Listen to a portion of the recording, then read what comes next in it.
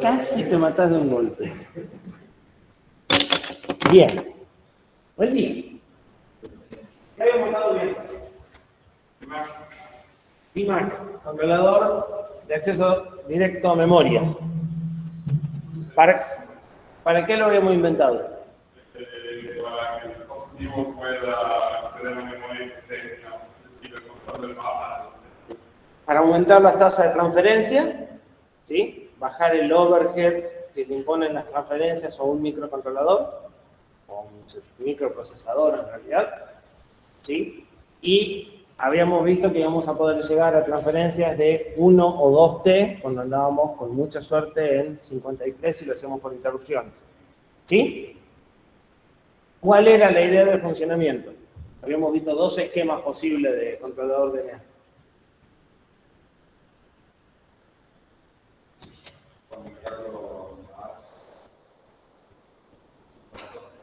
El controlador de DNA siempre se conecta al bus.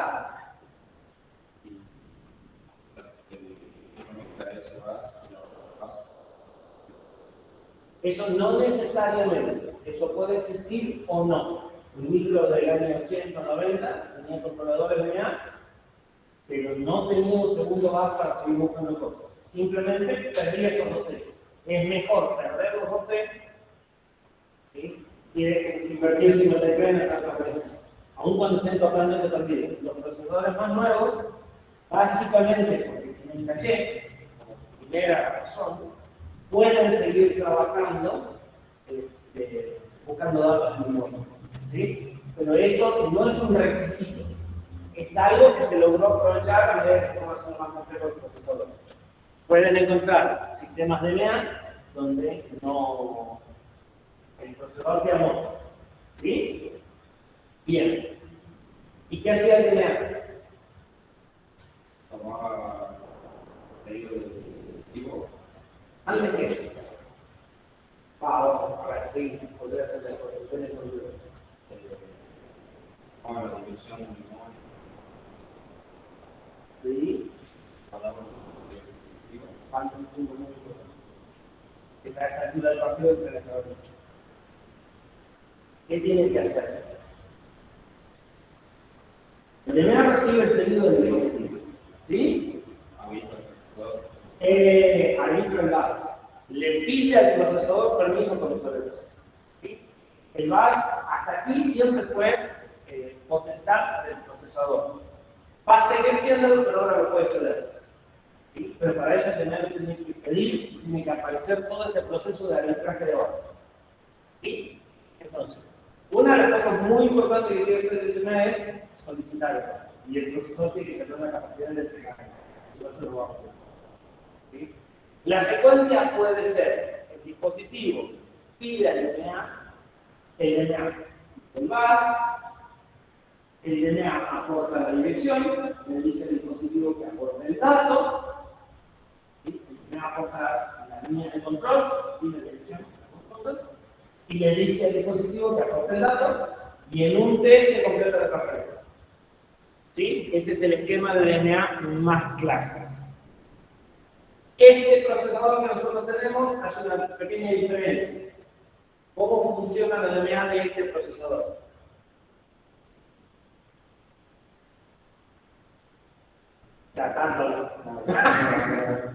Bien, la diferencia con la DNA de este procesador es que en lugar de hablar con el dispositivo y decirle que el dispositivo aporte el dato, ¿sí? Y genera un esquema de comunicación adicional con el dispositivo, el DNA lo que hace es una operación de lectura del dispositivo y una operación de escritura en memoria. Entonces le lleva dos ciclos. Necesita dos punteros, uno para saber de dónde lee y otro para saber dónde escribe. ¿Sí? Y otra esquema no hace falta dos punteros, porque uno necesita saber de dónde, o sea, solo se hace el puntero de memoria. Al dispositivo le habla por un canal de comunicación que tiene el DNA con el dispositivo para decir que lee o escribir en el momento adecuado. Este no pone ese canal de comunicación, ¿sí? Y lo que hace es leer por el bus, o sea, usar las líneas de control del bus, usar la dirección del dispositivo, en lugar de ese canal para decirle, tomar el dato y después mandarlo a memoria en un segundo. ¿Sí? Eso le permite hacer transferencias, además de memoria dispositivo, dispositivo memoria, que son las que veníamos viendo, dispositivo dispositivo o memoria memoria. ¿Sí? Entonces pueden usar la DMA para hacer copias de bloques de datos en paralelo y muy rápido. ¿Sí? A cambio de tener dos punteros en lugar de un puntero. Y a cambio de que demore 2T en lugar de un T.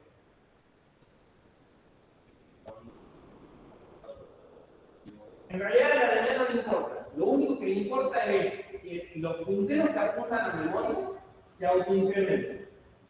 Y los punteros que apuntan a dispositivos no se autoincrementan. Los dispositivos tienen siempre una sola dirección. Entonces, vos lees. Hagamos yo recupero el.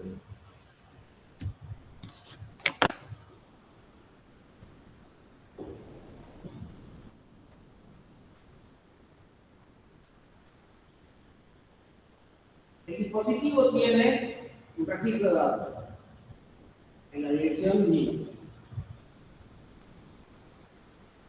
¿Sí? Y vos vas a querer leer de este registro de datos e ir escribiéndolo en bloques de números. A partir de la dirección 2.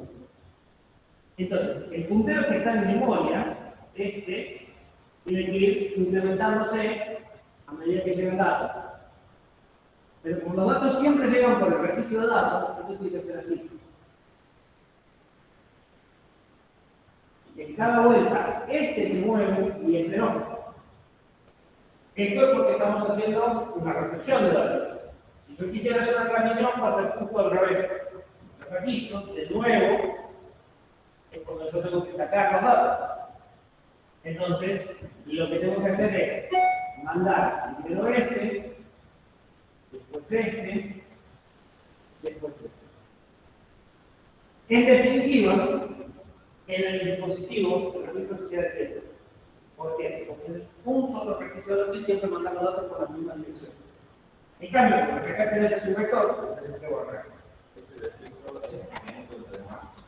No, este registro es el dispositivo. Este es el IO. ¿Sí? Esto es la memoria y acá está la demás. La demás tiene un registro que es este puntero y otro registro que es este puntero. Este es un puntero y este no. Son dos T porque acá tiene un registro de no temporal donde trae el extra temporal y el temporal unitario. ¿Sí? Pero las transferencias de macro son de un T, pero hace dos transferencias. De esa forma, la comunicación con el dispositivo se hace casi íntegramente por el bus. En realidad todavía falta, o todavía sigue haciendo falta, esta línea para decirle que necesita mandar datos. Lo que era la línea de interrupción sigue teniendo que entrar a la demanda para saber cuándo tiene que hacer una transferencia, cuando el dispositivo lo necesita. Pero después, ya la atención la separa. El dispositivo llama al procesador. Exactamente, o sea, el desconectar el pedido de atención del dispositivo de la interrupción y mandarlo a la demanda sigue siendo falta. ¿Sí? Pero el resto de las líneas de acknowledge y de read write, ¿sí? Para decirle si tiene que poner o tiene que leer, ya no hace falta. Esta línea va a la banda. Claro, además se adueña del bus de direcciones y de control. Usa las líneas read write del bus de control en lugar de usar las de líneas especiales, que es lo que tenía el otro modelo del Mac. El otro modelo del Mac, además de esta, que es el juez, tenían una CK y un brillo de recarga. ¿Sí? Por cada dispositivo. O sea, si además que por el otro lado, 4 dispositivos, tiene 4 de cada misma. Esta ya no le hace falta, solo le queda el request. ¿Sí? Pero el request siempre tiene que existir. ¿Sí? Sí, falta un contador también. Si quieren, según el tema, lo pasamos al límite.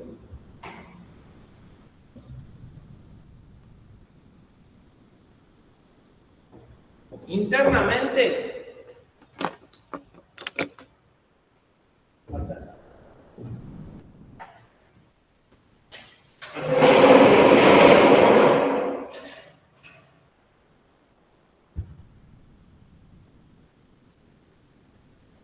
la demás tiene el puntero fuente,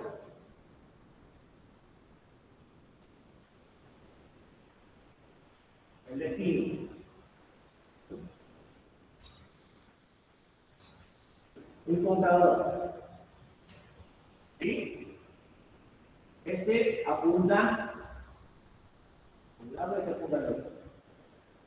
Tiene control y estado. Con un bit de control determina si este se autoincrementa o no.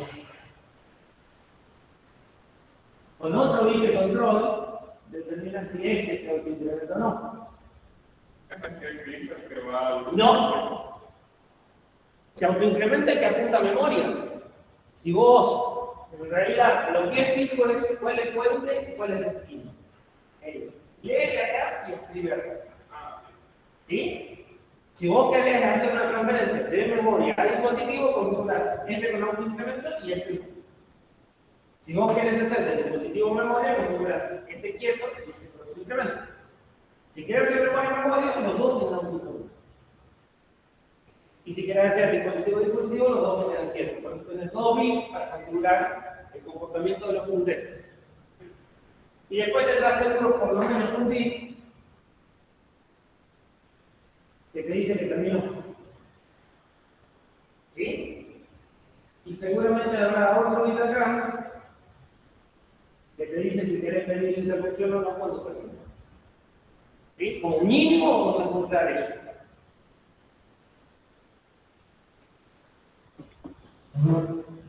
Queda claro a grandes rasgos cómo funciona la de Mac. Igual vamos a seguir viendo eso, ¿no? O sea, esto era un repaso, pero está bueno.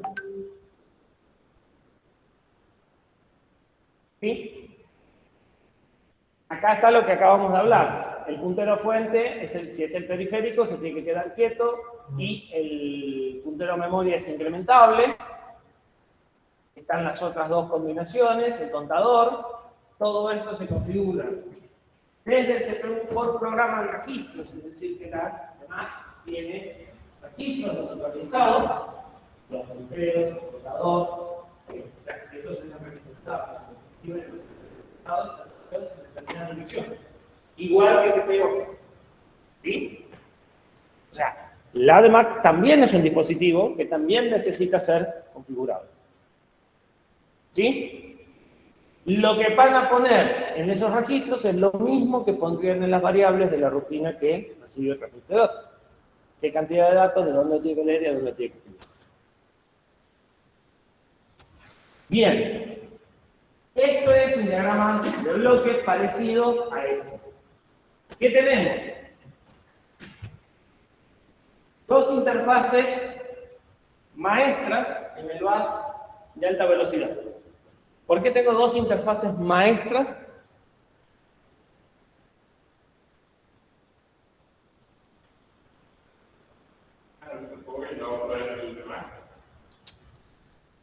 Porque puedo hacer dos transferencias al mismo tiempo.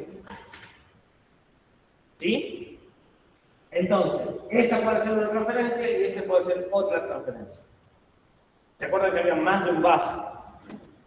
Entonces podemos estar transfiriendo, conforme el micro podría leer de un área de memoria y la de Mac transferir en otro, la de Mac puede estar transfiriendo de flash a RAM, a un bloque de RAM, y esta puede estar transfiriendo de un bloque de RAM a otro dispositivo, por ejemplo.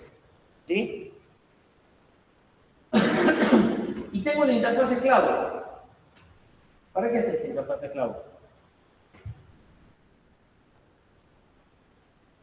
¿Qué responsabilidad tiene esta interfaz? ¿Qué responsabilidad tiene esta?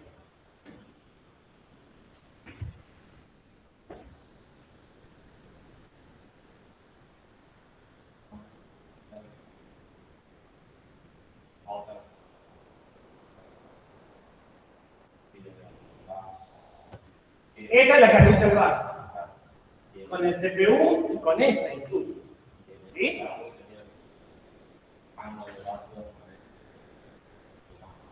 No, esta les da acceso a la que escribir estos registros. Dijimos que lo demás, además de ser un maestro del bus, es un dispositivo que debe ser configurado. Y los comandos de lectura y escritura de los registros de control llegan por acá. Esto es lo que nosotros ya vimos cuando hicimos el contador. Una lógica de decodificador, registro state, ¿sí? Es esto, es lo que se llama interfaz esclavo. Y estas son las que no vamos a ver más en el detalle que vimos, pero es lo que vos decís. Son las que piden el arbitraje del bus, son las que mandan el address bus y los datos de control. ¿Sí? O sea, estas son las que sustituyen al CPU.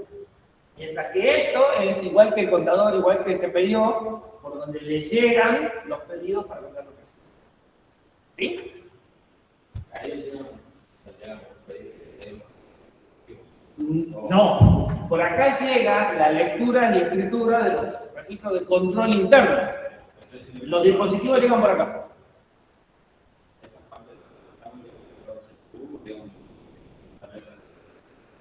Exactamente, por acá te llegan cuántos registros, con cuántos datos tenés que escribir y en qué puntero. ¿Sí? Las operaciones de lectura y escritura, los registros de control, como cualquier otro dispositivo, eso es lo que es la programación. ¿Sí?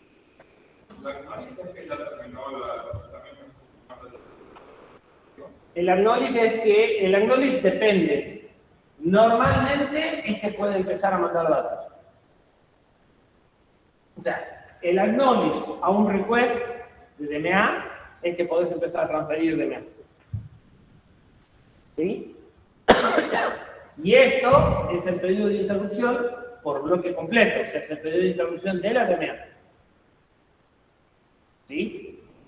Esto es lo que era el pedido de interrupción del dispositivo que ahora mandamos a la DMA. ¿Sí? Y acá tenemos los registros de control aquellos y acá la lógica y acá los registros de control. ¿Sí? O sea, las compuertas de direccionamiento y todo ese tipo de cosas.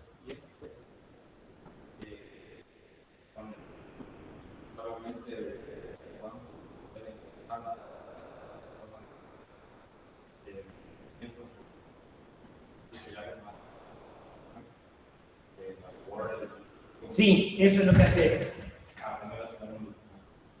Eso lo que hace es borrar el flag de pedido del dispositivo. ¿Sí? Porque vos estás leyendo el registro de datos, por supuesto que depende del dispositivo, que eventualmente tenés que adecuar el dispositivo. Pero vos estás leyendo el registro de datos y muchas veces tenés que tener un registro de estado, borrarlo, hacer el registro de datos. ¿Sí? Y la verdad te está resolviendo solo la parte del registro de datos. Entonces, esta línea es la que te resuelve el borrado del flag. ¿Sí? Exactamente. No, en esta, la lectura de datos es por acá. Se le hace un read. ¿Sí? Pero esto borra el pedido. De todas formas, hay algo que tiene que quedar claro.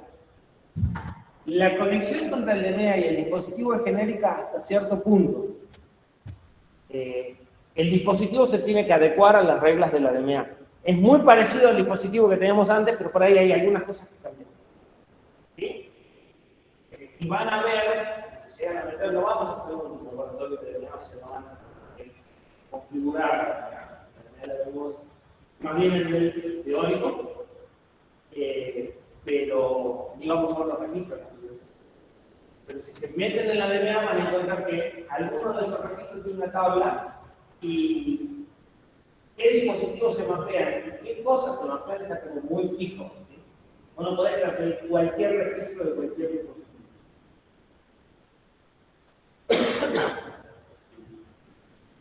Sí. Me hicieron una pregunta en el chat. ¿Qué es el bloque completo que contiene todo? O sea, GPDMA. Es lo que nosotros venimos llamando de Mac, es lo mismo. General Purpose Data Controller Direct Memory Access. O sea, la sigla es la misma que la de Mac. ¿Sí? Y para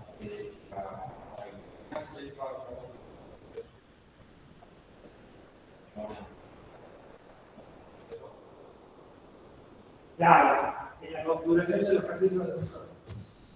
Porque en realidad eso no le, o sea, sí le interesa. Si es de memoria a memoria, esto, por ejemplo, va a quedar bien activo.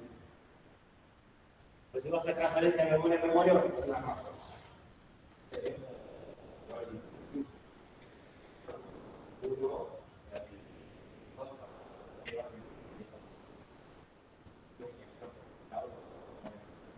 No, espera.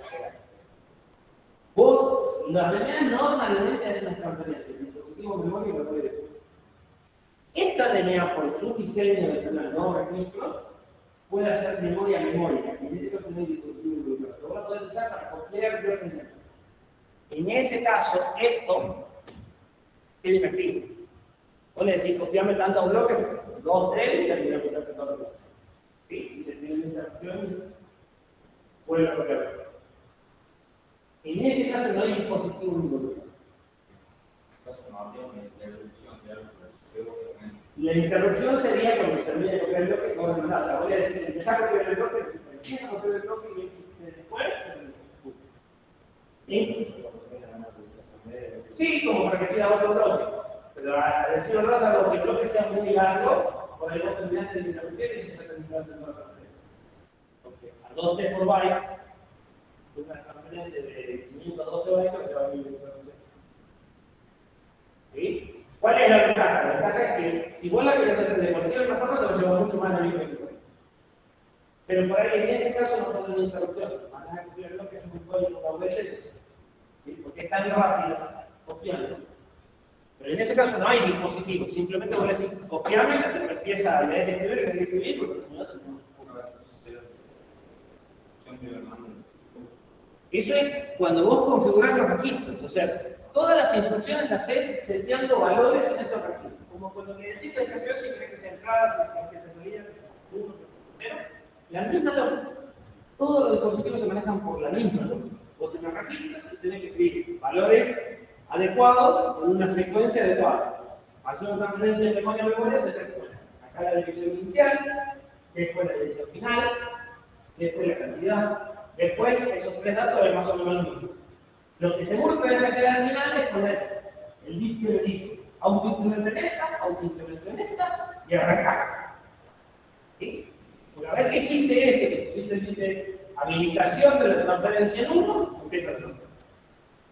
Entonces, una parte de la secuencia que es escribir acá la dirección de inicio, acá la otra, la dirección de destino y acá la cantidad, la podés hacer en el orden que quieras. Pero el escribir el bit de arranque tiene que ser robusto. ¿Sí? Y si los bits de incremento están en el mismo registro, tendrás que escribir todos juntos. O asegurarte de que cuando pongas el bit de arranque no rompan los bits de incremento. Si están en registros distintos, no hay problema. Pero en general, ¿qué vas a tener? Vas a tener un bit de habilitación, como el CITIC, para decirle, empezar la transferencia. Y ella va a dar un bit cuando diga transferencia. Ese es el método de comunicación con cualquier dispositivo. Las interfaces de comunicación, todo hace lo mismo. ¿Sí? Lo que cambia es qué sucede desde que le decís arrancar hasta que te dice terminar. ¿Sí? Bien.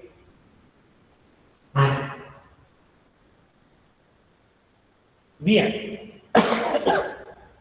Esto es una DMA de propósito general, por eso puede hacer transferencias memoria a memoria. Permite configurar entre 16 posibles periféricos, como les decía, no son cualquier periférico los que van a poder transferir, son determinados periféricos, entre otras cosas porque las conexiones del pedido de dispositivo a la DMA ya están hechas dentro del silicio, ¿no? Pueden configurarlo en modo byte o en modo bloque, ¿sí? Es decir, pueden recibir, siempre van a recibir un bloque, siempre van a recibir 16, 32, 27 datos, no sé, lo que quieran. Pero pueden recibir ese bloque de una sola vez o lo pueden recibir de a uno. Manda un dato, se roba el bus, de hecho de este modo se suele llamar robo de ciclo. Se roba 2T, hace una transferencia y devuelve. Cuando dentro de este rato hay otro dato, se roba de vuelta 2T, hace una transferencia y devuelve. ¿Sí? En cambio en este no. Se roba el bloque, el dato y empieza ¿sí? Este bloque no tiene por qué coincidir con el bloque que yo quiero recibir en memoria. Podrá recibir en bloques de 4 y yo quiero armar un bloque de 16. ¿Sí? En modo byte, el dispositivo genera un dato, la DMA transfiere un dato y para. ¿Sí? En realidad, en general, no es un problema que te convenga, es un problema de la capacidad del dispositivo. Por ejemplo, a ver, les doy un ejemplo ahora y háganme acordar de que les doy un ejemplo con los temporizadores.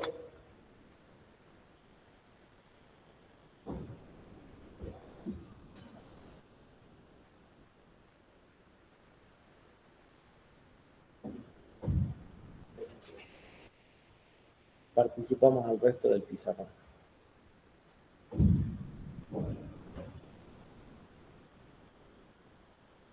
Ustedes tienen varios dispositivos de comunicación. ¿Sí? Varios dispositivos que son interfaces de comunicación.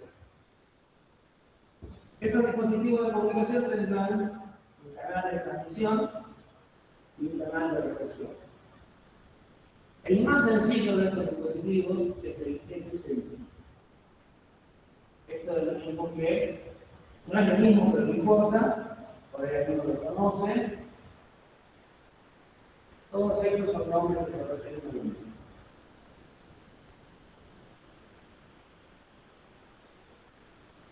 Serían asignados como RS22 más llamado por la identidad que no importa, o SSD.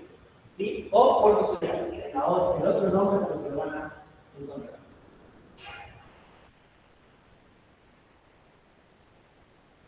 Esto lo que hace es transmitir un 1 y un 0 a una determinada frecuencia, determinado periodo. ¿Sí? Y simplemente lo que hacen es, si pasó, si acá está en 5 voles son 1, y acá está en 5 voles, pues la separación entre el cierto es el P. O sea que hay un bit uno siempre al inicio y decide uno siempre al final para asegurarse de que haya por lo menos un flanco para saber dónde arranca el mundo. ¿Sí? Porque no hay línea de flow, por eso se supera. O viendo esto, tienes que saber dónde están los unos, porque vienen un montón de unos juntos, hay un problema. Lo van a estudiar en transmisión de datos. Este registro que tiene un puerto de datos donde ustedes escriben el dato acá y sacan ese dato acá. Básicamente es un registro de datos. Entonces escriben el dato acá, paralelo, vas y ellos sacan ese. Y tiene otro registro acá, que es el RD, por donde va metiendo los datos series que llegan, que los tenemos. ¿Sí? ¿Hasta ahí? ¿Está claro? Bien. En ese dispositivo básico, Una velocidad típica de configuración de esto, en la época que yo estoy acelerada, es 3600 bits por segundo. ¿Sí?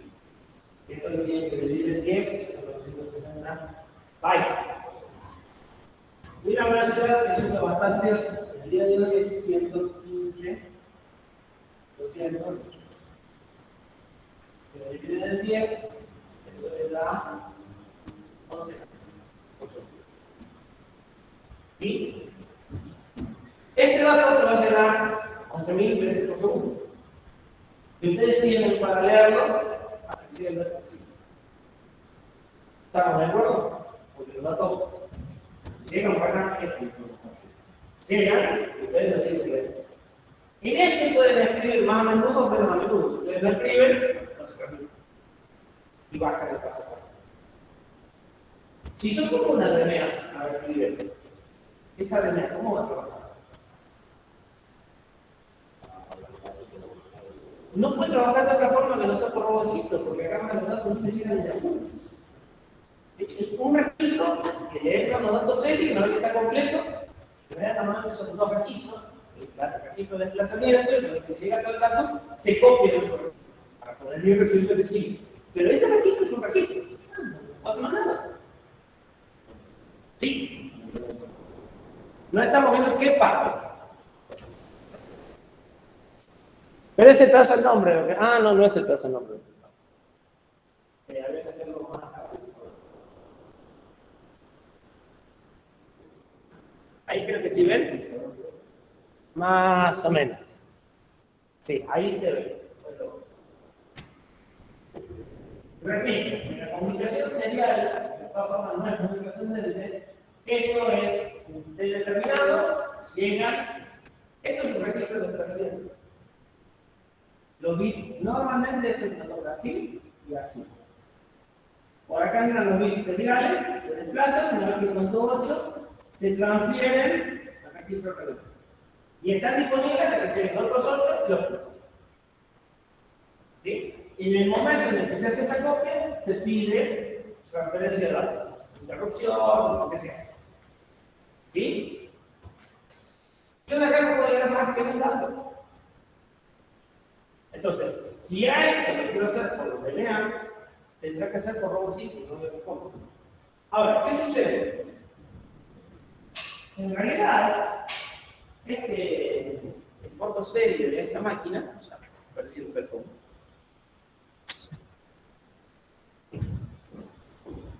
Tiene un esquema más complejo. Acá abajo no tiene un registro.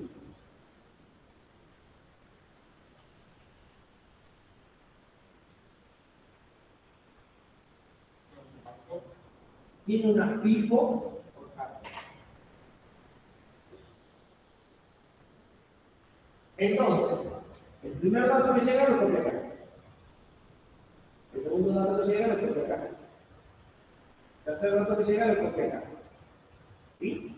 Esta FIFO la podemos ver como una caja negra donde yo pongo un dato acá. Mientras no ponga el 16 no voy a pisar ninguno. Y saco un dato y saco el último dato que sale. La lectura de esta FIFO se hace en el mismo registro de datos. Lo que sucede es que yo leo una vez y leo. Vuelvo a leer inmediatamente y el dato que sigue si es que acabo grabado. ¿Sí?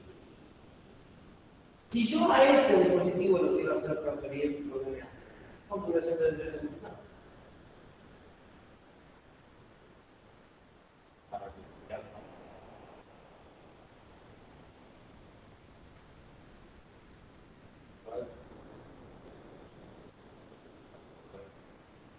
No, porque a pesar de que yo tengo un solo dato, o sea, a pesar de que yo tengo una sola dirección, en realidad tengo 16 datos guardados en esa dirección.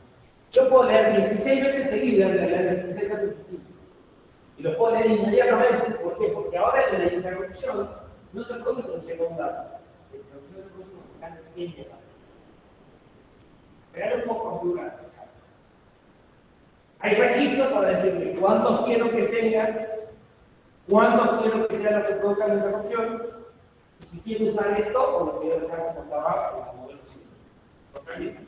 ¿Sería una lectura cada 16T? No sería una lectura cada 16T, porque estos datos siguen llegando a 11K por segundo.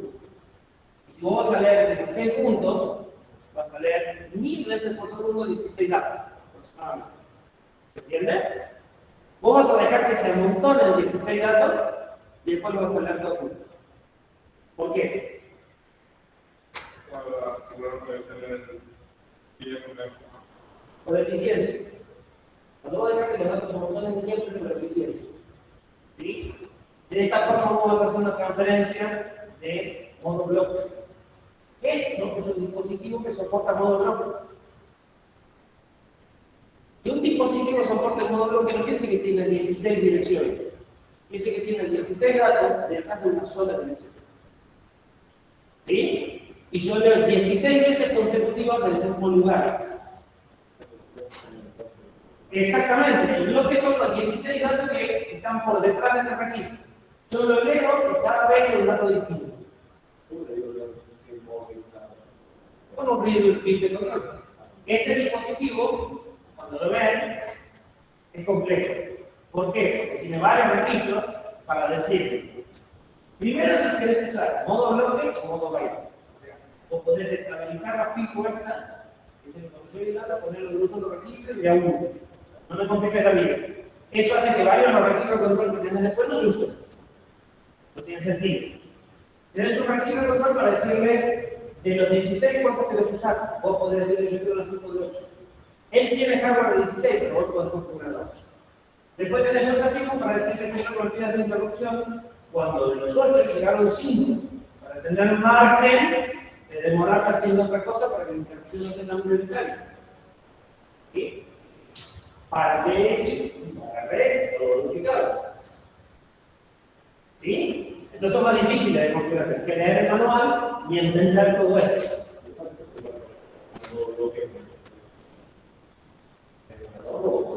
Pizarra. Hay un bit que te dice cuándo vaciaste de la FIFO y estás leyendo el mismo dato que ya leíste. ¿Qué hace? Te entrega un dato y sabe que sigue. Cuando la FIFO está vacía, no trae nada y este registro empieza a devolver el mismo LS. Entonces, cuando vos traes el último, hay un bit registro atado que dice: se me acabó la FIFO, ¿eh? Si seguís leyendo, vas a leer el fantasma, digamos. Y con la transmisión pasa al revés. Vos escribís, y hay un bit que te dice: todavía tengo lugar de poner. Vos escribís, te quitas. Escribís y te quitas. Cuando te dice: se me llenó la FIFO, si escribís, pisa tu nombre. ¿Sí?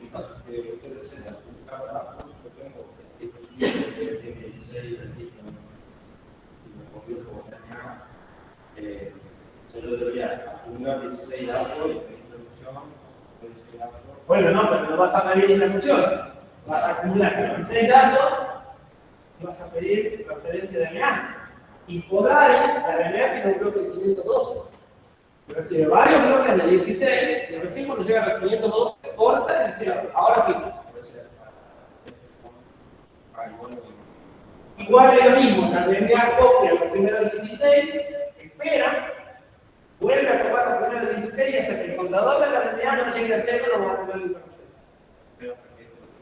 Espera que te vacíe, cuando te vacíe ese bit que es el request.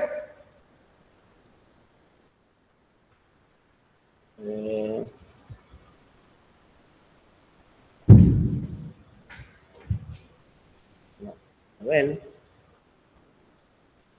Ese bit de vacío es el request, o el bit de lleno en la FIFO, donde tengo datos en realidad no lleno, es el request, ¿sí? Y esto es la seca una vez que hiciste tu transferencia que ya le diste.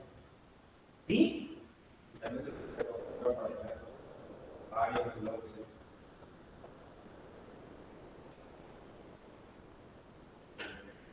O podrías decir que a los 16 la DNA te pide una interrupción. O sea, vos podés configurar el bloque de la DNA del mismo tamaño que esto, entonces cada transferencia es de una interrupción. En ese caso no tiene mucho sentido que lo hagas por DNA. ¿Por qué? Porque la idea de esto es que vos puedas hacer modo bloque de interrupción para el rendimiento. ¿Sí? La DMA se presta más a modo robo de ciclo. De todas formas, tenés mejor performance todavía si lo haces por bloque. Pero te conviene hacer más grandes los bloques. Hacer más grandes los bloques también implica que vas a demorar más en juntarte con los datos, ¿no? Si vos estás recibiendo comando de teclado, por ejemplo, no puedes hacer bloque grande. O tenés que abortar el bloque con el tipo de enter, por decirte algo. O sea, no es gratis tampoco agrandar los bloques. Hay veces que no se puede. Por eso es que la DMA soporta los dos formas. Robo de ciclo o bloque. O sea, lo que vos quieras. Bien.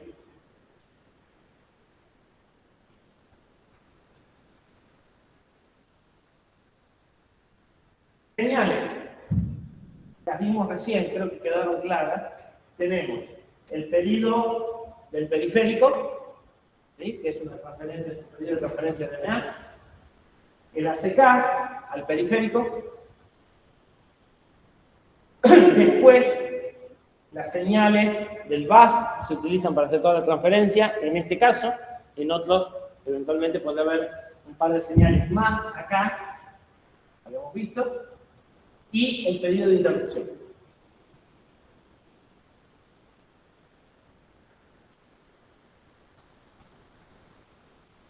Registros de la DMA hasta el hartazgo. ID del dispositivo fuente y ID del dispositivo destino. ¿Por qué? Porque vimos que eventualmente tiene que activar esas señales si es que hay un dispositivo involucrado. Y necesita saber a qué dispositivo le tiene que mandar la señal. O de qué dispositivo tiene que esperar las señales. Entonces, acá va a haber un ID de dispositivo que va a ser la memoria. Y el resto van a ser dispositivos de verdad. Yo voy a poder configurar memoria a memoria a alguno de los otros 15 dispositivos, o alguno de los 15 dispositivos a algún otro de los 15 dispositivos. ¿Sí? Ese ID es lo que les permite manejar la línea de request y de ACK si es que hacen falta. En el caso de memoria no hacen falta, en el caso de los dispositivos sí hacen falta. ¿Sí? Ese ID es una cosa preestablecida. El puerto de comunicaciones tiene el 1, los temporizadores tienen el 2, el GPIO tiene el 3, la memoria tiene el 0. Totalmente arbitrario. No son direcciones de memoria, son, vos estás tratando con este dispositivo. ¿Para qué? Para saber por dónde le tenés que mandar la señal, o sea, cuál de las señales tienes que esperar y cuál de las señales tienes que comprar. ¿Sí?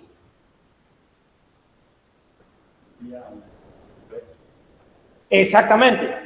Si tenés, yo no me acuerdo, creo que dice por acá que se puede hacer 16, que hay 16 dispositivos. No me acuerdo dónde lo leí. Pero si estos ID son de 4 bits, y vos podés manejar 16 dispositivos, tenés 15 requests y 15 ACK. Uno de los dispositivos estos es la memoria y no necesita ni request ni ACK. ¿Sí? Los punteros.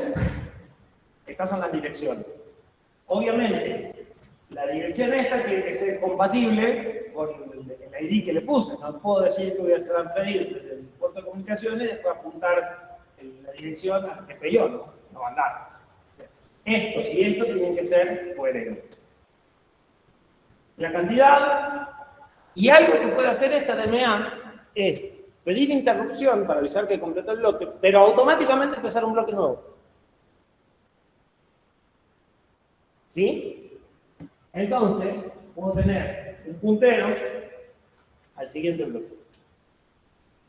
Entonces, automáticamente sustituye el bloque de memoria por este y empieza a recibir en el segundo bloque mientras yo proceso el primero.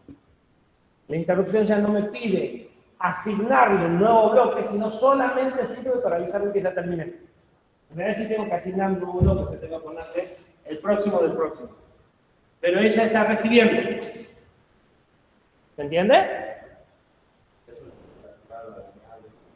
Lo configurás vos.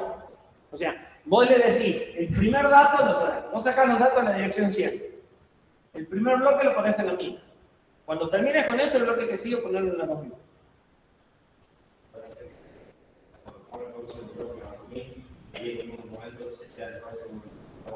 Correcto, es lo que se suele hacer. Cuando él completa el bloque del 1000, te manda una interrupción. Vos procesás toda la información del 1000 y le decís, el próximo bloque ahora ya lo puedes poner en el 1000. ¿Sí? Y de esa forma trabajan en paralelo. Ella recibe mientras vos procesás. Para eso necesitas 2 bloques de datos. ¿Sí?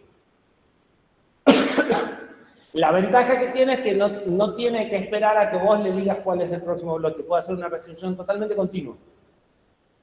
Siempre que vos te den el tiempo o la capacidad para procesar el bloque antes de que ella termine de recibir el bloque 2000, ¿no?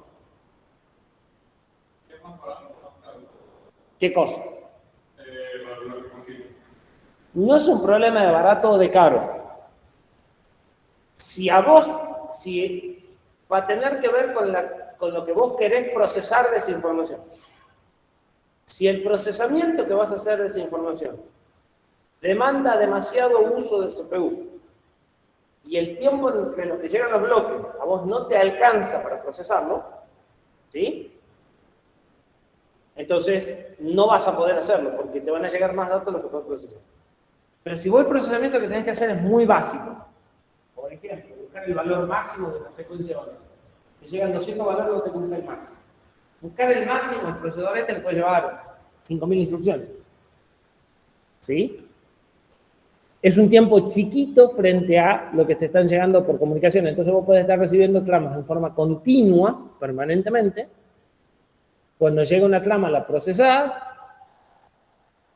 y no tenés pérdida de tiempo. Por ejemplo, cuando ustedes tienen procesamiento digital de señales, para que toda la teoría del procesamiento digital de señales funcione, las muestras tienen que estar exactamente al mismo tema.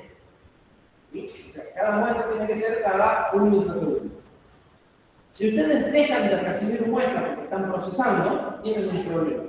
Tienen un problema matemático de base, porque las operaciones que están haciendo son inválidas. ¿Sí? Entonces, cuando hay procesamiento digital de señales, recibir una trama continua, o sea, no tener interrupciones en la toma de los valores y en la recepción de los valores, es muy importante. Entonces, que vos puedas seguir recibiendo inmediatamente la secuencia de valores que viene después, es fundamental para que el sistema funcione. ¿Se entiende? O pones un buffer en el medio, o cuanto antes puedas empezar a recibir la trama que sigue, mejor. Esto te da una posibilidad a recibir la trama que sigue.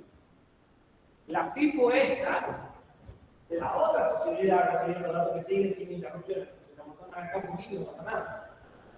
¿Sí? Son herramientas, tienes que ver cuál es la que mejor te sirve. Esta herramienta lo que te permite es usar 2 bloques, vos recibís en uno, procesás en otro y lo vas cambiando una vez que terminas. ¿Sí? Es un patrón que te permite recibir en forma continua y procesar en forma continua, siempre que los tiempos de procesamiento sean menores o iguales que los tiempos de recepción. ¿Sí? ¿Está claro más o menos? No.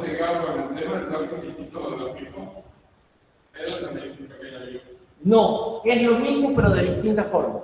La FIFO lo tiene por hardware adentro del dispositivo. Esto es un registro más de configuración para que vos lo hagas sobre memoria con un dispositivo que podría no tener una FIFO.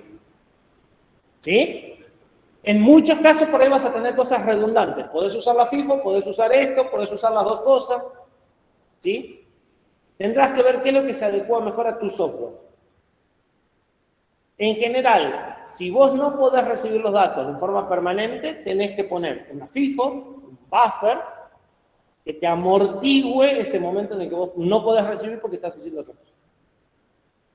¿Sí? O dejás lo que estás haciendo y recibís el dato, o tenés un lugar donde se pueden amontonar algunos datos cuando estás ocupado. Pero alguna de las dos cosas tenés que hacer.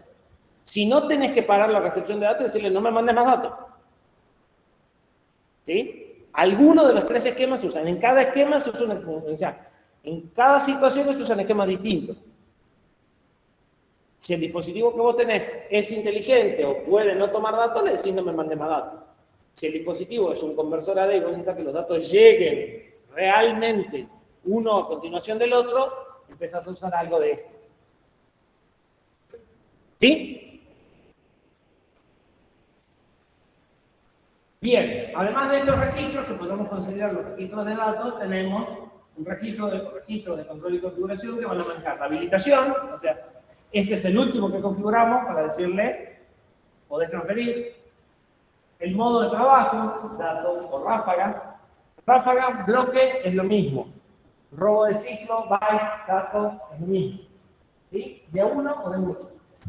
Si quieren interrupción, al final de la cuenta o si hubiese algún error. ¿Sí? Secuencia, creo que la repetimos muchas veces, pero no importa. El CPU configura la DMA. Configura los ID, fuente y destino, configura los punteros, configura la cantidad y lo habilita. El orden de esto, en general no va a depender mucho, si el último que tiene que hacer es la habilitación.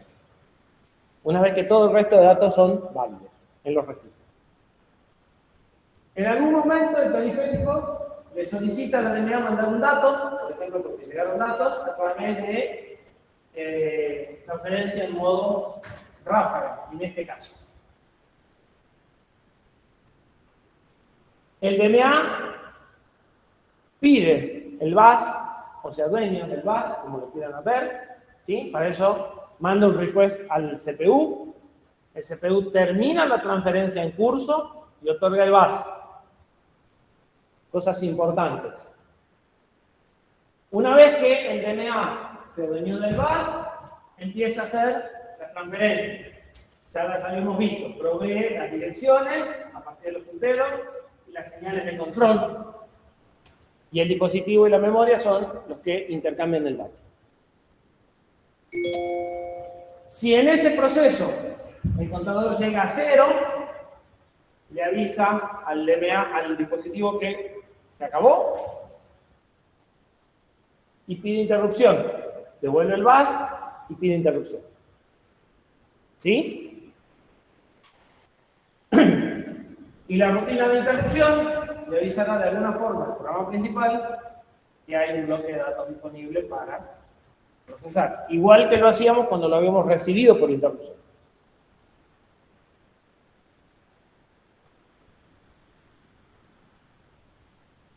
En modo dato es parecido.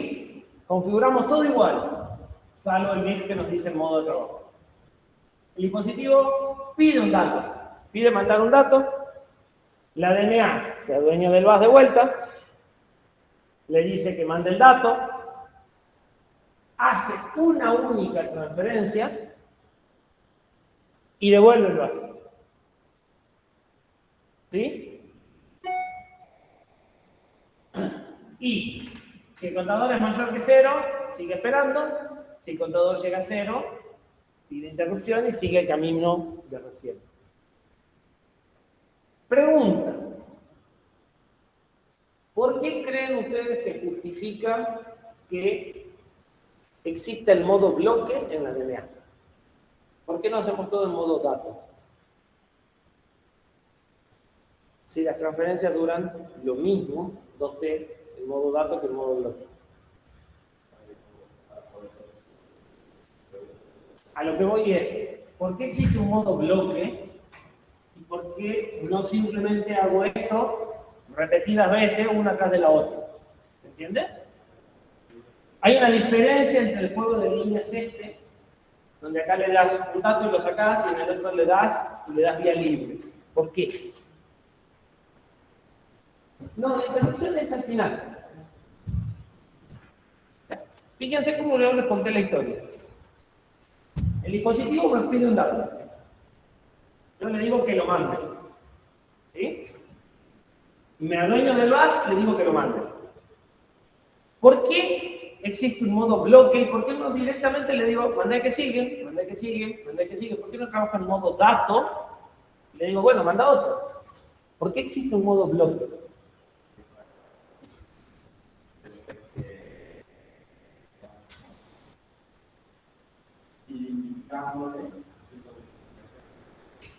Bien, pero ¿por qué no puedo? O sea, ¿por qué no él me vuelve a pedir esta línea y yo se la vuelvo a devolver inmediatamente? ¿Entendés? O sea, yo debería de poder hacer algo.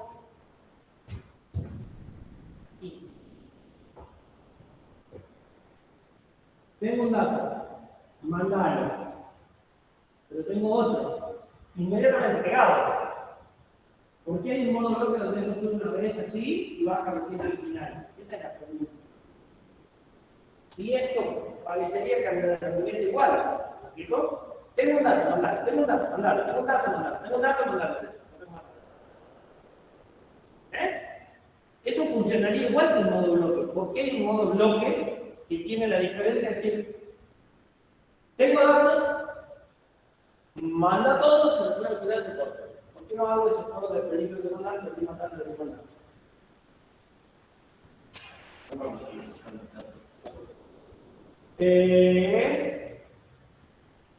No tiene nada que ver con la flash, porque en general además estamos recibiendo en RAM. Así que rara vez vamos a leer de la flash. Joel dice que porque la flash opera en el modo bloque. La flash en realidad no opera en el modo bloque. La flash se borra por bloque, que no es lo mismo, pero se leen y se escriben por bytes. Cuidado con eso. Las flash son EPROM, en lugar de poder borrar, E cuadrado PROM, que en lugar de poder borrar de a una dirección individualmente, como se hace en una E cuadrado PROM, se borran conjuntos enteros, ¿sí? Porque el proceso de borrado de una E cuadrado PROM es complejo. No es una RAM. Son memorias que se pueden escribir, pero que escribir es todo un lío. Entonces, el borrado se hace por bloque, eso simplifica el diseño interno de la memoria, lo hace más barato, pero después la escritura y la lectura se hacen siempre por bytes. De todas formas, estamos trabajando contra RAM, así que no es el caso. Digamos, puede ser para que tenga el tiempo de ir procesando. No, hay una trampa. La trampa está acá.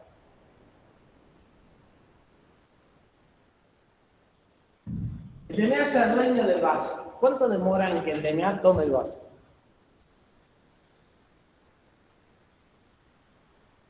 Ustedes asumieron que 0.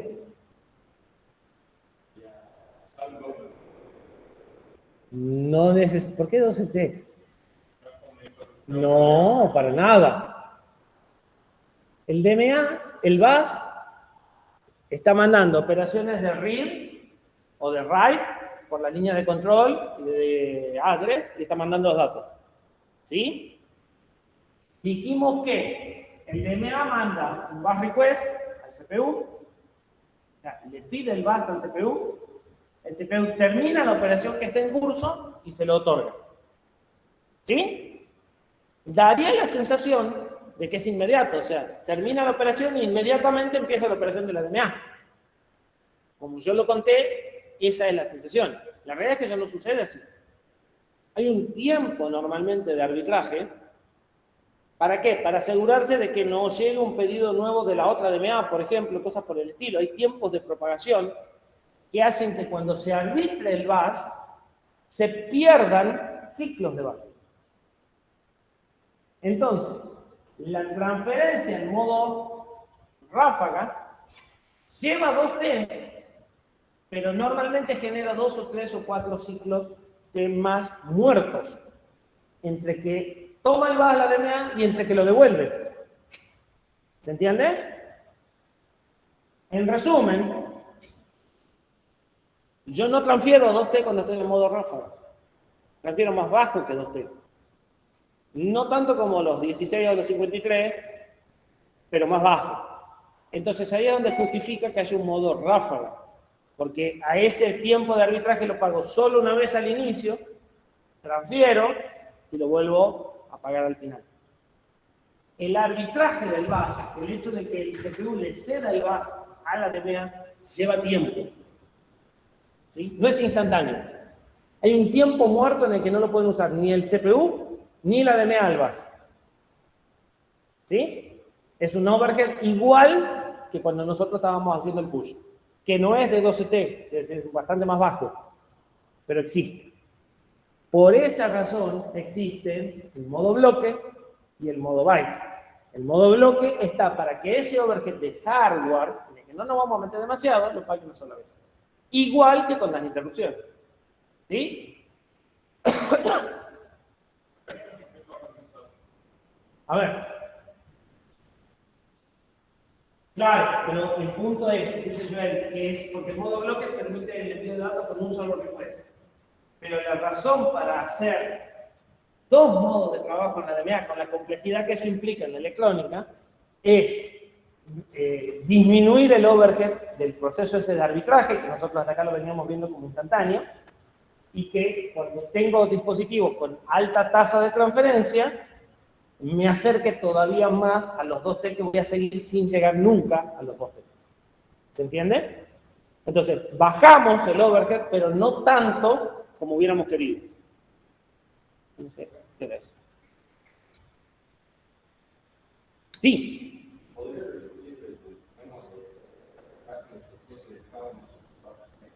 Porque hay tiempos de propagación y tiempos de seguridad en los que el dispositivo, o sea, el sector tiene que poner las líneas estéticas. No tiene que asegurarte de que su estética estética antes de que la DMA lo ponga en su lado. Entonces, hay unos guardas de seguridad como el semáforo. Vos tienes que poner rojo, amarillo y verde, que te pone amarillo, y hay un momento en que están todos rojos. ¿Por qué? Por seguridad, para lograr que todo se cierre. Con el arbitraje se pasa lo mismo. Tenés un dispositivo que se tiene que poner en TT, que se tiene que cargar la línea y tienes que asegurarte de que se haya puesto en TT antes de que la DMA mande. Entonces, tenés que dejar un tiempo, no importa cuándo, hay un tiempo muerto entre que se produce, entrega el bus hasta que la DMA lo mande. ¿Sí? Esto es importante porque ustedes van a ver en la arquitectura que este proceso de arbitraje de bus no solo se hace con el DMA. ¿Qué pasa en un procesador multicore? ¿Cuántas bases hay?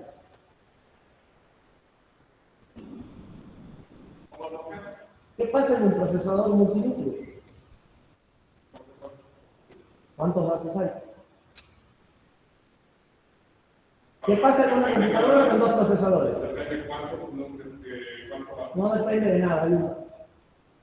Y todos los núcleos lo comparten. Si todos los núcleos lo comparten, ¿qué tienen que hacer? Arbitraje. ¿Sí? Y esos arbitrajes tienen que conjunto. Lo cual hace que cuanto más compartan el bus, peor funciona. Y eso va a desatar una serie de cosas para tratar de que los CPU usen el bus lo menos posible cuando son multinúcleos. ¿Sí? Porque no solo lo pueden usar de a uno por vez, es poner 32 núcleos, mismo bus, no parece una muy buena idea, sino que además, cuando se lo comparten entre los 32, el bus rinde menos. Porque los tiempos de arbitraje de bus existen, y son innegociables. Pueden escoger el mínimo, ¿verdad? Son innegociables. ¿Sí?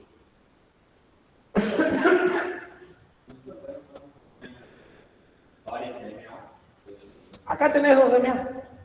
O sea, si bien es una DMA, tiene dos canales, tiene dos dispositivos para hacer dos transferencias al mismo tiempo, así que puede haber arbitraje entre ellas dos, además del bus, del CPU. Seguramente, pero no te sé decir exactamente el detalle técnico cómo lo resuelve. Además, te falta otro detalle más. El procesador de la deducida, particularmente, es multinúcleo. O sea, además del núcleo que nosotros usamos, hay otro núcleo que comparte el bus para acceder al memoria, más las de DMA. Es decir, sí hay arbitraje de verdad.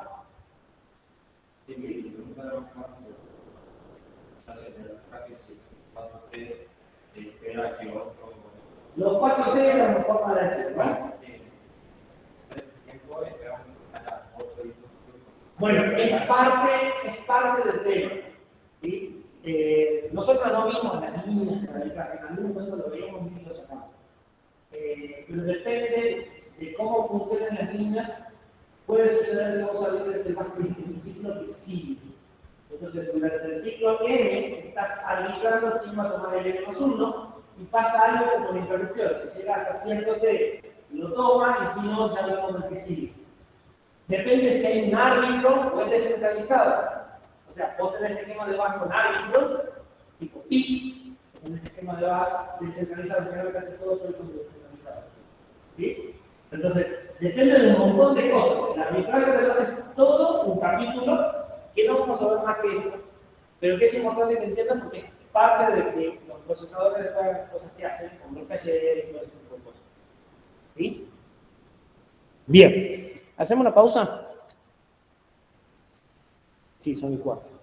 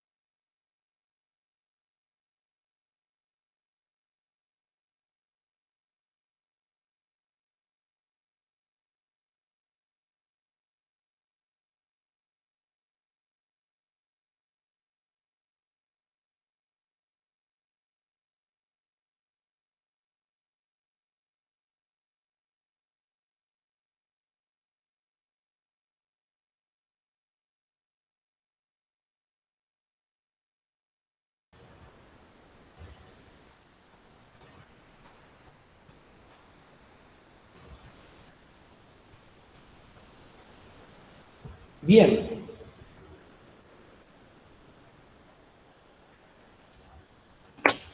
Límites de las transferencias en modo bloque y límites de las transferencias en modo robo de ciclo. Yo ya les había avisado recién que adueñarse del VAS lleva tiempo. ¿Sí? Un tiempo T0.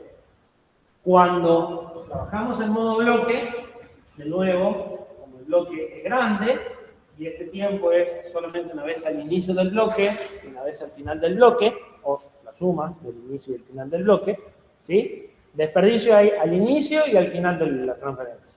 O sea, tomar el VAS y devolver el VAS tiene tiempos muertos. Esto puede ser la suma de los dos tiempos muertos, puede ser el tiempo muerto y tendré que multiplicar por 2. Pero en cualquier caso, si tengo un n grande, esto se disuelve en el n y me acerco a un t o 2t, depende cómo esté operando la DMA. ¿Sí? Pero en el mejor de los casos puede ser un t. Más rápido que eso no se puede transferir, porque el VAS no puede hacer más transferencias que a un t. ¿Sí? Los tiempos en los que yo tengo que poner la dirección, el dato, el requisito están definidos por el VAS. Y eso es este t que estamos hablando. Entonces, en ese VAS no podré hacer transferencias más rápidas. ¿Sí? Alcancé prácticamente el límite máximo del VAS. Eventualmente, el CPU podrá seguir trabajando en paralelo si es que tiene otro VAS libre o si es que tiene, por ejemplo, caché. Caché es un esquema de memoria local que independiza al CPU de la memoria principal y que lo van a estudiar en la segunda mitad de arquitectura. ¿Sí?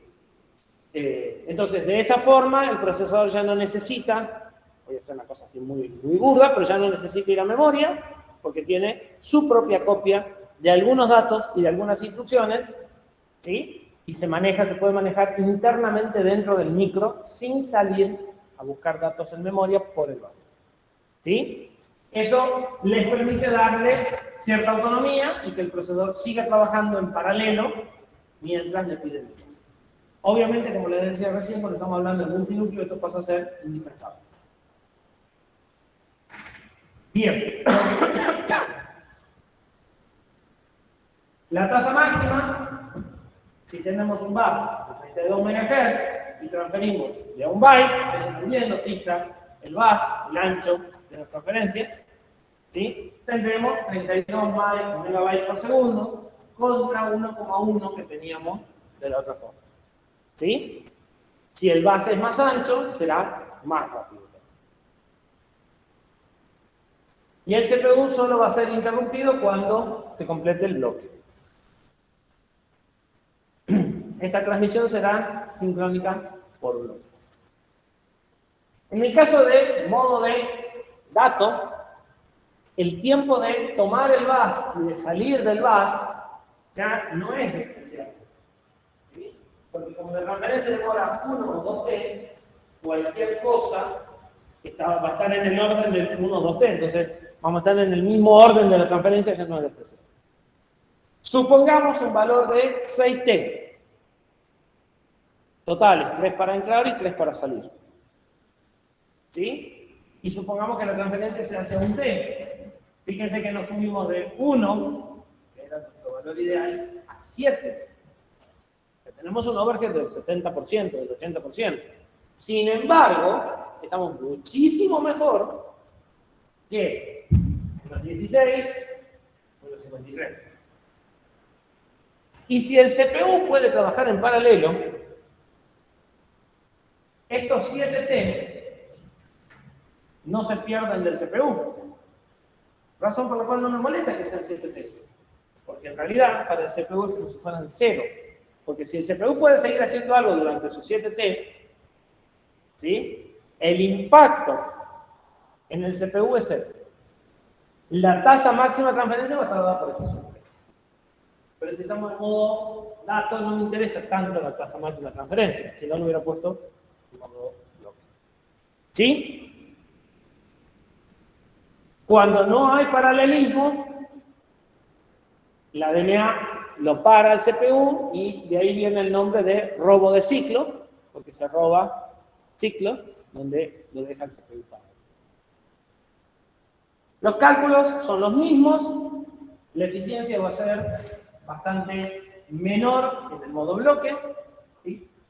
Y mayor en los otros casos. Las tasas de transferencia también van a estar al medio. Y el porcentaje de performance de caída del CPU, o sea, cuánto más lento va a ir el programa en el CPU. ¿Se acuerdan que habíamos visto que cuando teníamos interrupciones, el programa del CPU empezaba a bajar de velocidad? Si durante estos 7 el CPU no puede hacer nada, se va a ver impactado en esa forma. Si puede seguir trabajando en paralelo, no se va a enterar del problema. ¿Sí?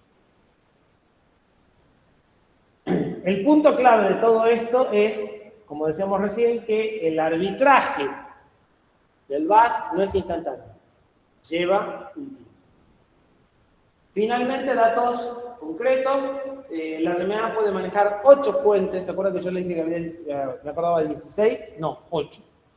O sea, hay 7 dispositivos a los cuales pueden manejarse por DMA y el 8º dispositivo es la memoria. ¿Sí? Los campos de ID son de 3 bits. Y a nivel de documentación, el manual considera que tienen una DMA con 8 canales. Los 8 canales son las 8 formas de manejarse los dispositivos, y eso viene de terminología IBM. Ustedes podrían encontrar que tienen 8 DMA o que tienen una DMA con 8 canales. ¿Sí? Básicamente hay 8 dispositivos que son los que pueden hacer transferencias de DMA. Se pueden asignar prioridades, eso no me acordaba, alguien me había preguntado qué pasa cuando las dos quieren transferir, cómo se manejan las prioridades. Bueno, hay la posibilidad de asignarle prioridad a cada una de los canales de DMA para que decida cuál va a transferir primero. El de mayor tasa de transferencia debería tener la menor prioridad. Esto no parece del todo intuitivo, lo van a ver en los ejercicios prácticos. Si ustedes tienen alguien que interrumpe demasiado, normalmente la forma de que esto funcione es dándole la prioridad. Porque si el que interrumpe demasiado tiene mucha prioridad, entonces nadie más puede terminar. Siempre van a estar atendiendo, porque siempre están atendiendo. ¿Sí? Entonces, no es una regla inamovible, hay casos en los que hay que darle la mayor prioridad, pero en ese caso tiene que interrumpir demasiado y ser muy cortito. ¿Sí? Si interrumpe demasiado y demora demasiado, y le dan la máxima prioridad, eso no funciona. Y con esto pasará lo mismo. El que tenga mayor tasa de transferencia es el que va a pedir más rápido, entonces es el que tendrá que tener menor prioridad y probablemente tenga que tener algún tipo de control de flujo, o sea, de alguna forma tengo que decir, pará, porque ya no puedo más, espérame, ¿sí? Si no, voy a perder datos. Las transferencias que se pueden hacer, ya lo dijimos un montón de veces, punteros a periféricos o incrementables a memoria. El tamaño de la ráfaga, el tamaño del bloque es configurable. Tiene un buffer de 4 palabras por canal, porque transfiere 32... Tiene un buffer de 4 palabras, o sea que puede almacenar hasta 4 palabras internamente la DMA para hacer más eficientes las transferencias. ¿Sí? 4 palabras, no 4 bytes. Las transferencias pueden ser de palabras, de bytes o medias palabras. Normalmente lo que nos va a interesar es transferir palabras enteras. Y soporta Big Endian y Little Endian. Tiene un montón de registros de configuración. Pregunta de parcial del año pasado. A ver si entendieron DMA. Y con esto cerramos DMA. El año pasado, el parcial trataba de un dispositivo que me mandaba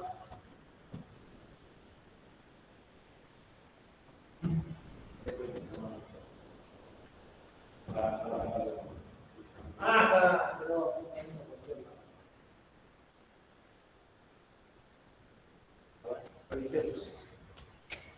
Ahí sigo.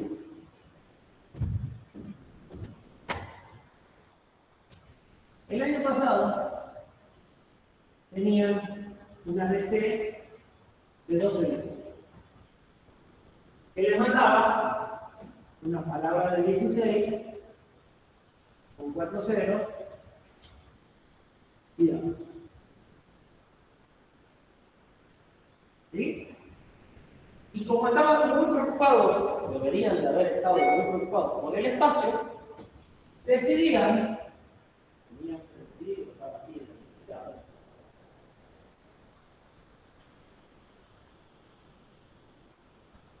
compactar una de estas, que son 8, 4, 4 y 8. Una acá, la muestra acá, y la otra muestra acá. ¿Sí? Y meter dos muestras en 3 bytes para ahorrar memoria. Para no desperdiciar el tiempo. ¿Sí? ¿Te puede hacer eso con una ADN? Esa era la pregunta que había. ¿Puedo hacer la recepción de datos de eso con una ADN?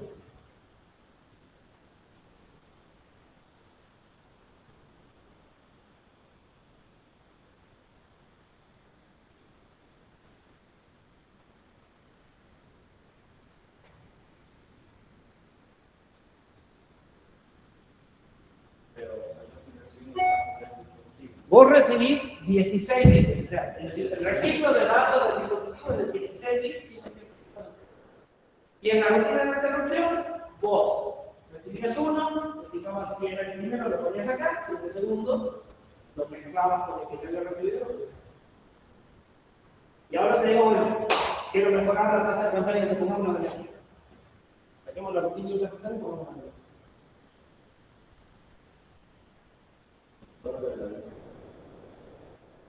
Cuenta lo que vos quieras, cuenta transferencias. Y la DMA nuestra, como es para un bus de 16, como es para un bus de 32, puede transferir 32, 16 u 8.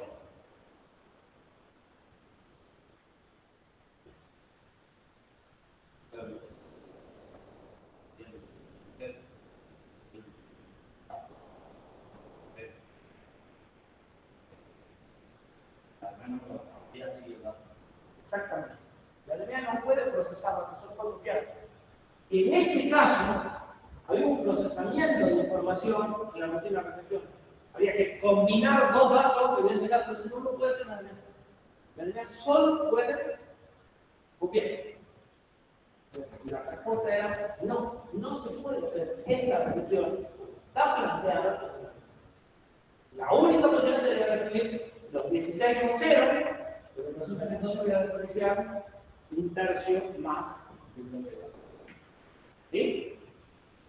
Si quiero hacerlo por DMA, me quedo con los ceros y la DMA no puede transformar los datos. Solo copia. ¿Sí? Ahora, en general, solo copiar resuelve el 99.9% de los problemas. ¿Sí? En este caso, no.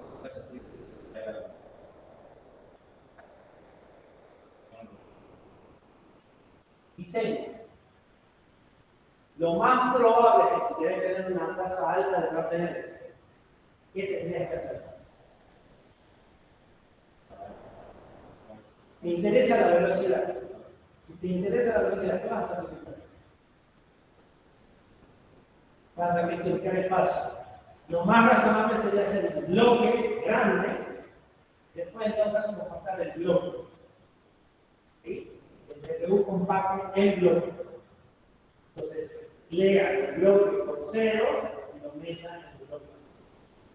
¿Sí? Pero resulta que terminás vos transfiriendo datos, CPU o instrucciones. Entonces, todo lo que recibiste rápido en la DMA, ¿dónde va a tener cuello de botella? Compactado después. Digo, no arreglaste nada. O sea, si realmente en los datos lo necesitas así, es servicio de no va a arreglar. ¿Sí? ¿Y por qué lo necesitabas así? Porque lo que querías mandar un canal de comunicación lo más rápido posible. Y en realidad el problema no era como el ancho de banda acá. O querías sacar la mayor cantidad de información por acá, y si mandaba 0, va a sacar basura de información. ¿Sí? O sea, el problema no lo tenías en el rango. El problema lo tenías en cuánto podías mandar para el otro lado. Sí. Dijo que en nuestro caso es 16 para enviarlo. No termino de entender la pregunta. El registro del DAC es de 16 y tiene 4 bits en blanco, como en el caso de GPIO que tiene, no sé, hay algunos registros que tienen 8 bits y todo el resto está en blanco. Bueno, esto es lo mismo. El ADC tenía un registro de 16 bits, donde 12 eran información y los 4 de arriba estaban siempre en 0. Vos leías 16 y lo que tenés que hacer es descartar los 4 y mezclarlo con los 4 de la muestra que sigue. ¿Sí? Eso es lo que tenés que hacer en el primer apartado. Y después había una pregunta que te decía, o sea, simplemente la pregunta era, ¿se puede usar DMA para esto? Y la respuesta era, no. ¿Por qué? Porque no puede transformar los datos, solo puede copiar. Y yo necesito combinarlos. Entonces, para este problema no podemos usar esto. ¿Sí? No sé si quedó respondida la pregunta, Joel. Si no, seguí preguntando.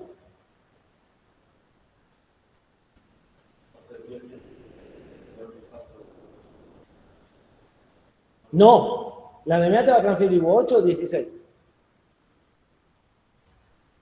Y ninguna de las dos opciones te sirve. ¿Sí?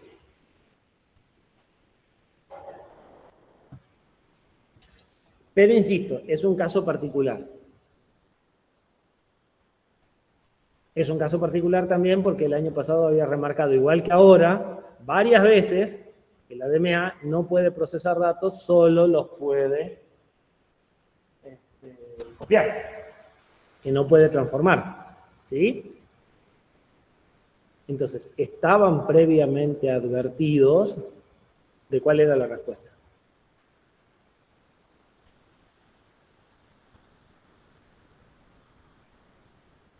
Igual que ahora lo están. Así que si lo vuelvo a preguntar en este parcial, espero que todos contesten bien.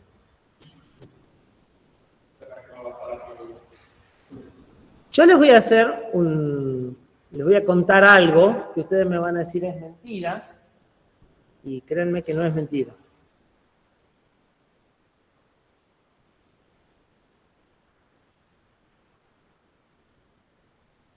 Ustedes vieron que nosotros damos los prácticos, les decimos que hagan los prácticos y después le tomamos un problema parecido a lo de los prácticos para que básicamente estén obligados a hacer los prácticos. En lugar de corregir los prácticos, corregimos las evaluaciones. Un año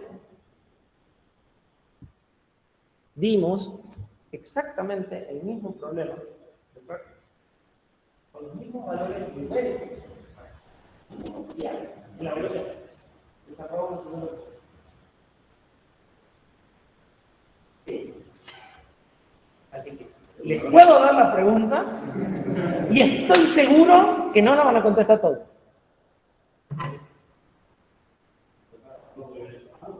Porque no lo habían hecho, porque no lo habían hecho cuando hicieron el práctico, porque no lo hicieron en la evaluación. O sea, o no lo hicieron mal, pero si lo hicieron mal porque no lo habían hecho en su momento, en definitiva. ¿No? O sea, la respuesta es sí. Bueno, porque sabe que si uno da la pregunta, el 50% no lo responde. Ya sabe que el 50% no lo va a responder la pregunta si no la responde. ¿Sabes lo que sacamos? DMA es un tema que no solíamos tomar en los parciales y que de a poco vamos a ir incorporando en los parciales. No vamos a hacer laboratorio, no vamos a entrar en detalles técnicos, pero sí una idea general, porque de vuelta, los procesadores multinúcleo usan lo mismo, pero ya no lo van a ver en el detalle, o lo van a ver más superficialmente. ¿Sí? Entonces, es bueno que tengan una idea un poquito más cercana a lo que sucede. Último tema, señores. Se acaba la materia. Temporizadores. Otro dispositivo de entrada-salida, descrito en el capítulo 32 del manual. Cuidado porque el LPC 4337 tiene 4 temporizadores distintos. ¿Sí? Nosotros vamos a usar uno de esos 4 temporizadores, que es este. ¿Sí? Que es el TIM, si mal no recuerdo. Pero hay otros tipos de temporizadores más complejos o más simples, las dos cosas. Nosotros vamos a usar uno intermedio. Bien. Diagrama de bloques del temporizador.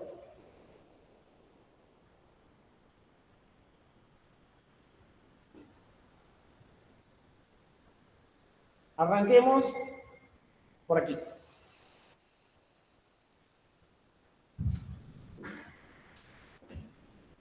Contador de temporizador. ¿Se acuerdan? Tema 6. El contador con 2 fuentes de reloj que contaba. ¿Sí? Contador. Registro de control. Señal de reserva. Yo pongo un bit en uno acá. Reseteo la cuenta. Si yo pongo un bit en uno acá, habilito la cuenta. No está, la subo en un ratito. En cuanto termine la subo. Ustedes necesitan poder verlas. Bueno, repaso, quedan 10 minutos, Joel, así que avanzo un poquito y retomo de vuelta en la última clase, porque los chicos que están viendo esto por la cámara entienden bastante poco de lo que dice el dibujo. Necesitan tener la diapositiva a la mano. Esta parte es lo que ya vimos, básicamente. ¿Qué se agrega? Se agrega un pre-scaler. ¿Qué es este pre-scaler? Otro contador, igual que este, que divide esta señal de clock. Entonces, en lugar de mandar la señal de clock directamente al contador y contar a esta frecuencia, podemos dividir. ¿En cuánto? En lo que le pongamos en este registro. Entonces, si yo pongo 10 acá, cuenta hasta 10 y me manda un pulso clock. Si yo pongo 0, cuenta hasta 0 y me manda un pulso clock. O sea, el pulso clock pasa derecho. ¿Sí? Esto es de 32 bits. De 32 bits puedo dividir en hasta 4 millones mi reloj de entrada en lo que realmente cuenta nuestro contador. Y nuestro contador es de 32 bits. O sea que puedo hacer cuentas de hasta 2 a la 64. No voy a tener problemas de que no te ponga más de 100 bits. ¿Sí? Olvídense de eso. ¿Sí? Entonces, hasta aquí, lo que tenemos es lo mismo que ya teníamos. Un contador alimentado con una fuente de reloj. Esa fuente de reloj tiene un divisor puesto adelante, que es el mismo contador, ¿sí? Y un valor de precarga. Esto es lo mismo que el sistema. ¿Sí? Yo le digo hasta cuándo, inicializa en ese valor, cuando llega a 0, manda un pulso de cuenta. Si por acá iban 10 pulsos, y acá puse 5, por acá sale 1. ¿Sí? El precaler es un divisor. Bien. Este contador normalmente lo vamos a usar igual que el del SysTick. Va a contar. Lo vamos a arrancar una vez y no lo vamos a parar nunca. Y lo que vamos a hacer son dos cosas. Almacenar en estos registros los valores del contador cuando una patita genera un flanco. Piensen en esto como un cronómetro. Cuando una patita genera un flanco, yo tomo una muestra y la guardo acá. Este sigue contando. Yo puedo leer la muestra tranquilo y cuando vuelva a marcar, vuelvo a tomar la muestra. Pero no paro nunca el cronómetro. ¿Sí? Exactamente, porque puedo ver hasta 4 eventos. ¿Sí? Y la otra posibilidad va a ser, con la parte de acá arriba, así les cuento primero a qué apuntamos, con estos 4 registros, cuando este coincida con este, hago sonar una alarma.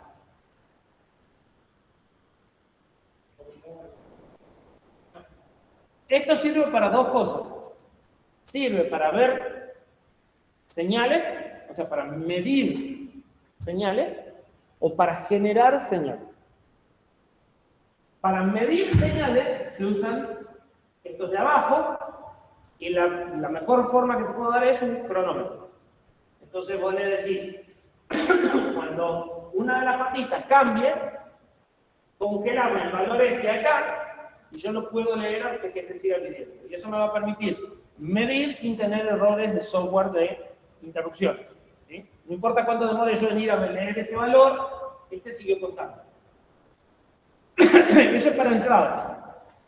Para salida, es como un reloj despertador. Acá tengo un valor de cuenta. Acá le digo, cuando la cuenta llegue a este valor, cambiame una patita de salida. Entonces le voy programando a futuro cuándo tiene que ir subiendo o bajando patitas. Y esto va a poder gestionar terminales de entrada o de salida directamente, solo, sin software.